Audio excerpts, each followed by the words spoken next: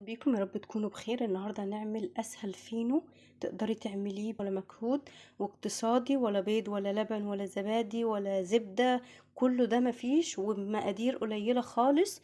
بكوبايتين دقيق هنعملهم، علشان لو انت خايفة تعملي المقدار يكون كبير وخايفة هتجربيه اول مرة تعمليه، فتعالي نجرب مع بعض. بكوبايتين دقيق يعني هيطلع حوالي ربع كيلو من الدقيق مع بعض. هنشوف مع بعض كده، ومقاديرنا سهلة وبسيطة، وكل بنت بنوتة صغيرة تقدر تعمله بكل سهولة.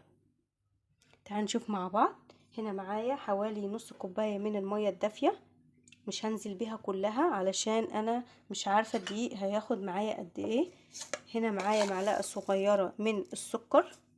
هنا معايا معلقة صغيرة مليانة خميرة. ده كله ده على كوبايتين من الدقيق، يعني حوالي ربع كوباية من الدقيق، ربع كيلو من الدقيق. وهنا معايا هقلبهم كده مع بعض. هنا هنزل خلاص الخليط كده، دوبت السكر والخميرة مع بعض. هنزل كده بكوباية من الدقيق وهقلب كل الخليط ده مع بعضه كده. اعملوه لك اقتصادي ومقاديره مفيش اسهل من كده، علشان اللي خايف يعمله والمقادير تبوظ منه لا قدر الله. احنا عملناه بكل سهولة وبكل كده. نزلنا بالنص كوباية من الدقيق المية، هننزل بالنص بالكوباية. انا حاطة كوباية الا ربع من المية، فكده حاطة يحتوي كده كوباية الا ربع من المية. هنزل بمعلقتين من الزيت كبار. هنزل بمعلقة دلوقتي وهنزل بمعلقة بعد ما الم العجينة كده، علشان يديني توريقة حلوة جدا من جوه كده. هنعجن بقى بايدنا حلو جدا. لازم تعجني العجين على الاقل كده 10 دقايق علشان يطلع معاكي العجين مورق وحلو قوي مع بعض كده. شايفين؟ علشان تديكي فينو هش من جوه وحلو قوي كده. هلمهم. هنا خلاص لميت العجينة، شايفين البولة نطفت معايا ازاي؟ هنا هديها، هنا لسه ما اتعجنتش حلو، لسه ما اتخدمتش حلو في العجن.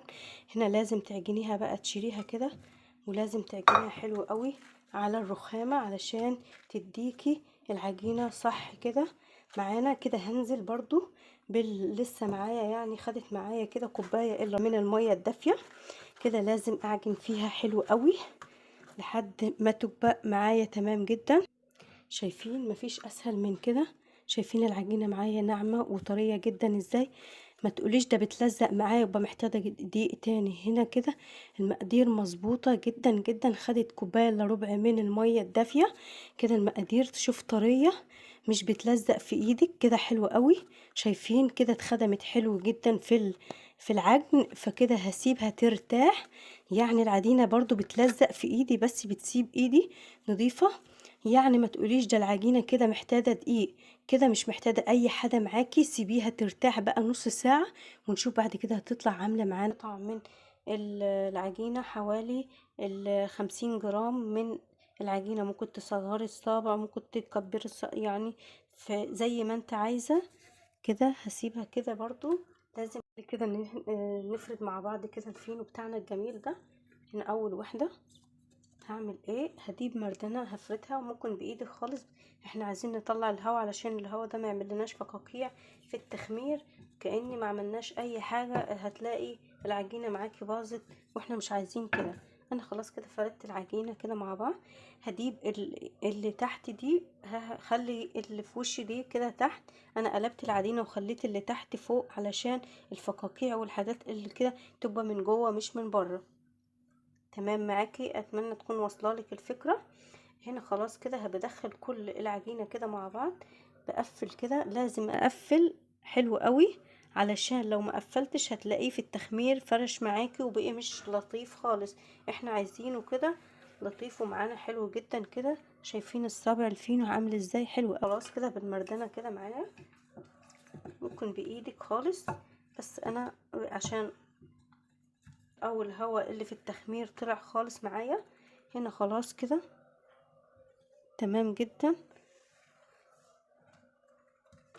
كده. تمام. بلف كده، شايفين؟ بلف طول ما انا كده بلف كده العجينة. قفلته، لازم تقفليه حلو قوي هكمل كل الكمية. هنا خلاص كده خلصت الكمية اللي معايا. هنا معايا معلقة من اللبن ورشة من السكر، معلقة صغيرة من السكر على الوش كده. هحط لهم قبل ما تخمر علشان ما تهبطش معايا بعد التخمير، واروح دهنة فتروح معايا مهبطة معايا. هنا لو هتحطي سمسم او هتحطي اي نوع من فوق من على الوش، او عاوزة تسيبيه سادة براحتك خالص. احنا هندهنه كده دهنة بسيطة من اللبن، وهندهن كمان هو وداخل كده بعد التخمير. هنا هسيبه يخمر حوالي حسب يعني حسب الجو عندك انتي، برضو نفس الموضوع، ممكن نص ساعة، ممكن حسب الجو عندك اقل او اكتر. ما نسيبهوش يخمر جامد علشان ما يبوظش كده. ما تقوليش ان انا هخمره بزيادة عشان الصابع يطلع معايا كبير، لا ده كده انت بوظت العجينة خالص. لازم تديله وقت وروحه، يعني ممكن انت خلاص شايفاه خمر معاكي خلاص، ما تستنيش عليه. ما تقولوش ده انا هخليه بدل الصبع كده، لا هتخنه شويه، هسيبه يتخن شويه كده باظ معاكي.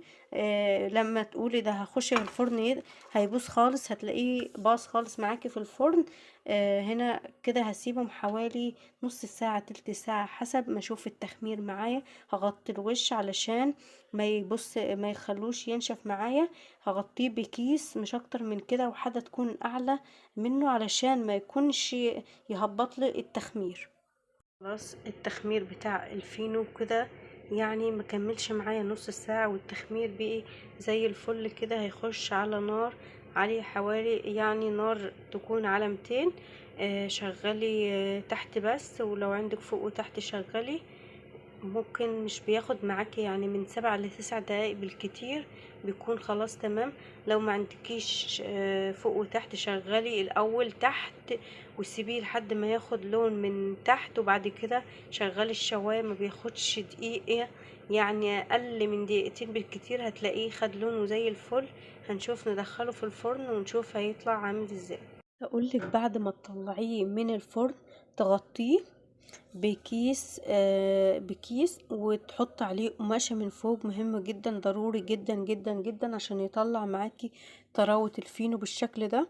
ولازم كمان يعني تديله رشة بسيطة من المية بالبخاخة كده، رشة بسيطة او بالفرشة رشة بسيطة من المية علشان يطلع معاكي الطراوة والرطوبة اللي بتطلع من الفينو، تطر الفينو علشان بيطلع من الفرن ناشف شوية. فاحنا بنغطيه تغطية جامدة، يعني تحطي كيس وتحطي فوقيه القماشة علشان يطلع معاكي احلى فينو واطرى فينو تاكليه بألف هنا لكل اللي هيجربه. نشوف بعد ما الفينو طلع عامل ازاي معانا. شايفين من ربع كيلو، مين يصدق ده كله من ربع كيلو؟ شايفين الشكل والجمال وهايش معانا وحلو قوي. شايفين اللون؟ شايفين اللون حلو قوي، تحفة جدا جدا جدا جدا اللون. والسمسم شايفين ماسك فيه ازاي؟ زي ما احنا قلنا كده لازم تعملي نفس الخطوات بتاعتنا الجميلة دي. تعالي نشوف شكله من بره ومن جوه، واخد لون حلو قوي. يعني شايفين الفراغات بتاعة الفينو من جوه والطراوة بتاعة الفينو. يعني نفتح كده،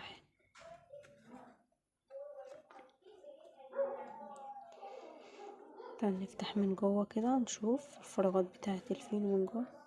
شايفين